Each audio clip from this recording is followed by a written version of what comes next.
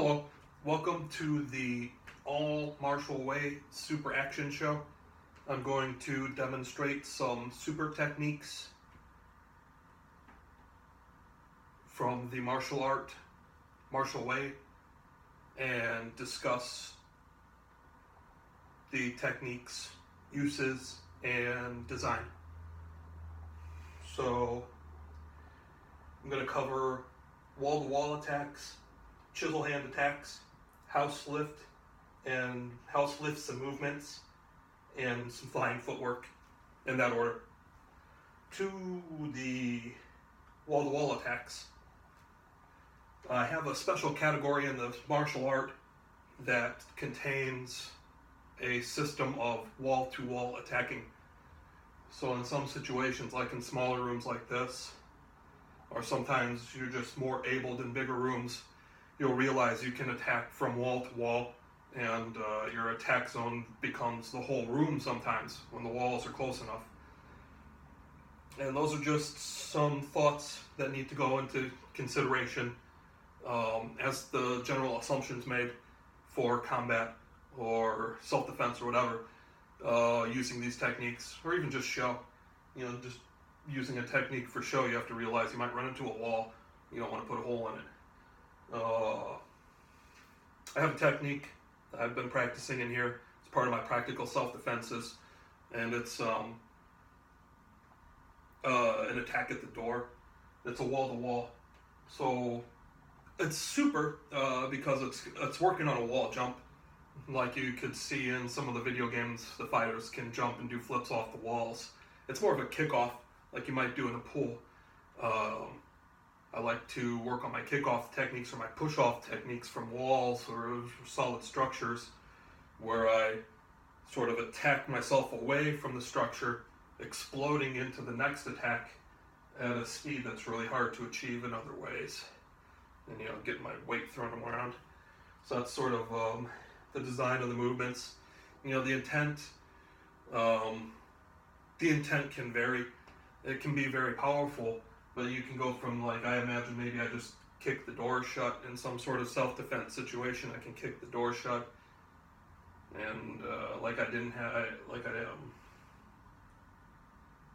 the deadbolt shut, and I can deadbolt it, and that kind of solves the situation. Or kick somebody through the door and kick them out of the door. Maybe kick them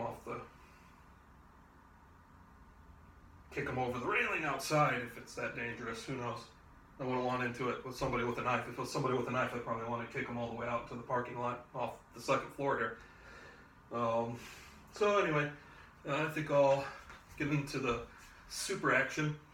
You have to take it easy. I'm a big guy. I'm over 300 pounds now. So there are thoughts about taking it easy on what you're working with, what you're training with. I didn't learn until I started studying with the Shaolin, at the Shaolin schools. I didn't learn about chanting "Don't break it."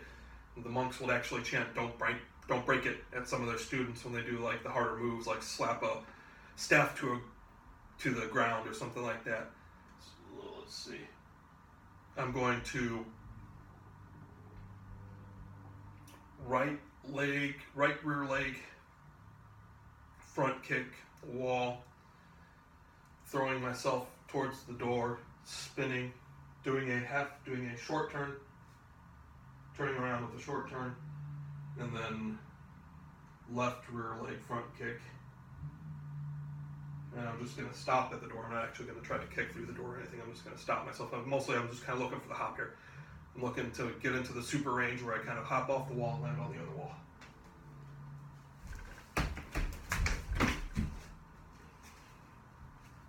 It's not a bad rep. I think I'll do another.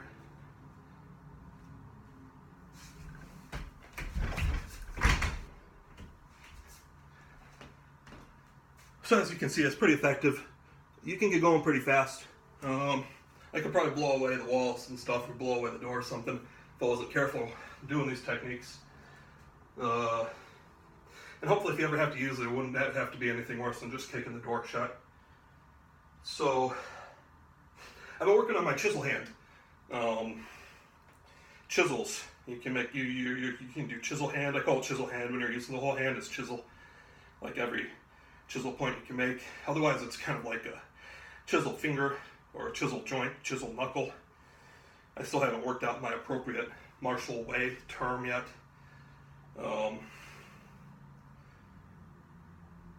I've been at it seriously in the Shaolin style, really sort of challenge you. The art says you'll progress in numbers of years, 5 years. After 5 years of this, you'll gain so much experience, and after 10 years of that, you should have chiseled some marks into what you're working with to train on.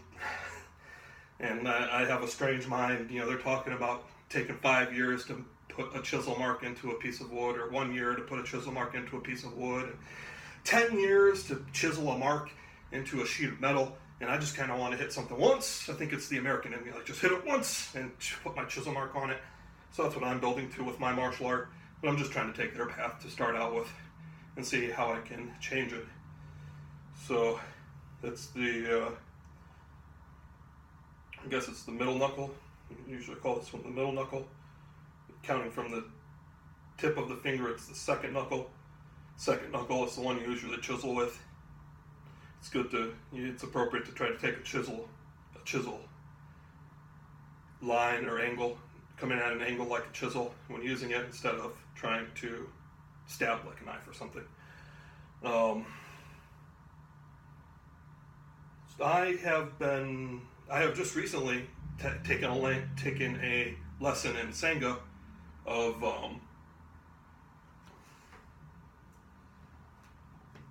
a chisel hand technique.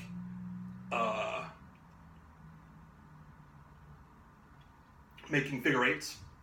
I've learned a lot of weapons. Like with the weapon, you make your figure eight with the weapon. And you can't really do this with all your hand techniques. I haven't done it with my punching techniques and stuff like that. But I make a chisel hand, and I make a big figure eight. I start making figure eights with my chisel hand.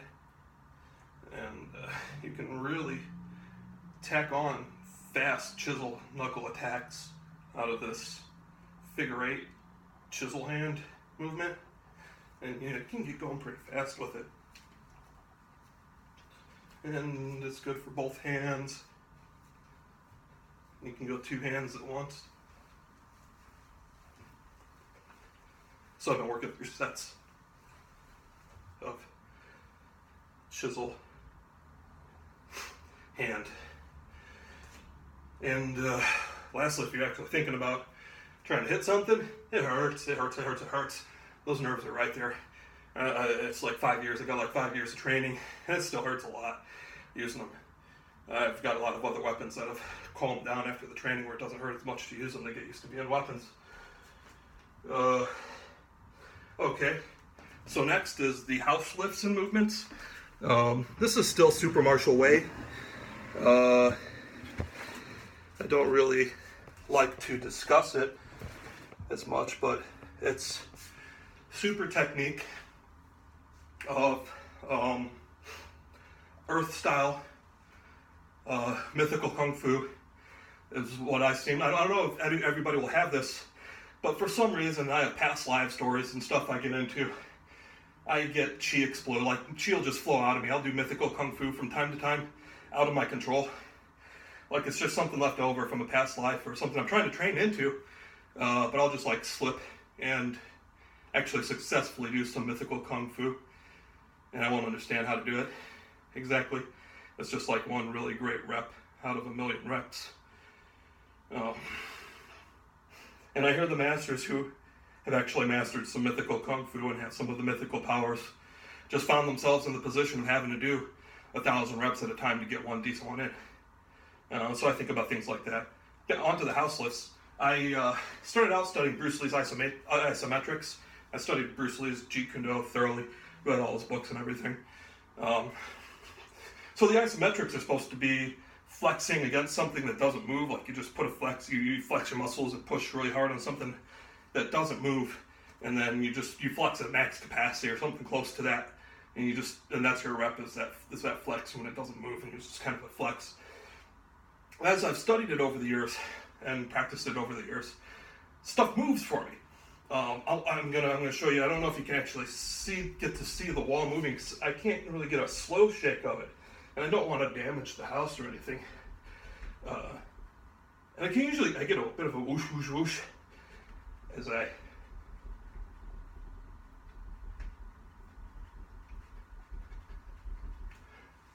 it's comparable to wall push-ups and stuff like that.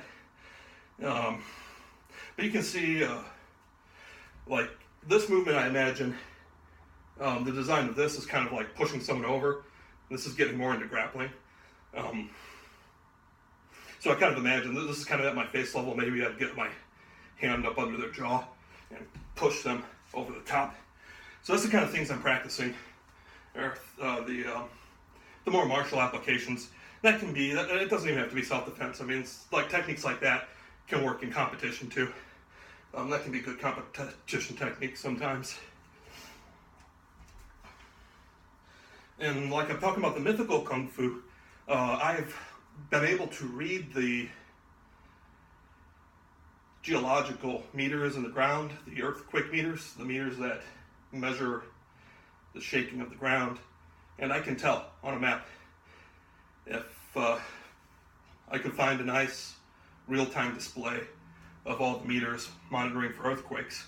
When I start doing my techniques,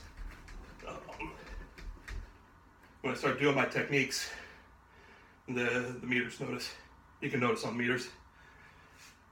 This is pretty good exercise. This is tough stuff.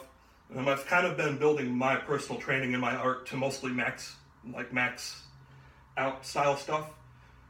There's like a max out portion to the first technique, that wall to wall, going for the jump. Once I kind of step on the wall and I've planted on the wall, I can safely kind of push off as hard as I want. And I get to max out during the technique a little bit. And doing this training, you can max out there almost the whole training. It's very difficult training. You can go really hard at it, and it can take it. You know, the stuff can take it. It's not that dangerous or anything.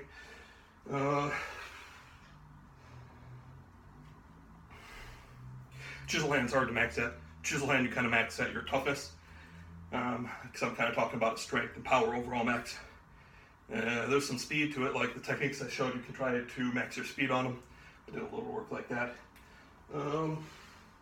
On to the last lesson, the last display, the last example is flying footwork. I'm going to display some of my flying footwork training.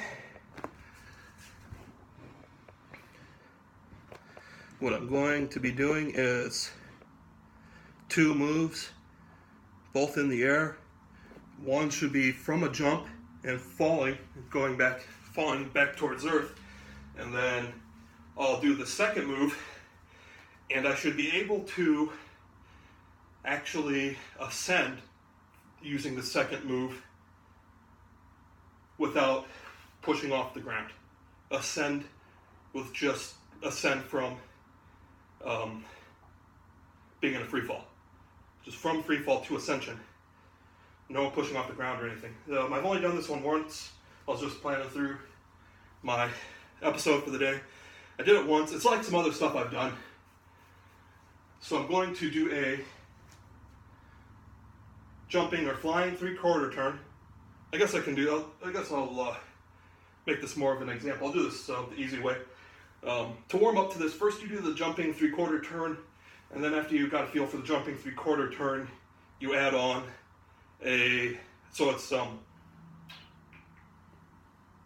jumping 3/4 turn to the left, and then a half turn to the right, a stepping 1/4 turn, jumping 3/4 turn, and then a 1/4 turn. I'll do it slowly without even jumping. And I'm going to be in a different position, so I'm moving. I'll wind up about here from the 3/4 turn. And then without even hitting the ground, I'll execute 1/4 turn. And the last time I did this technique, I executed the 1/4 turn Well, first I was going down, and I have a special move where I kind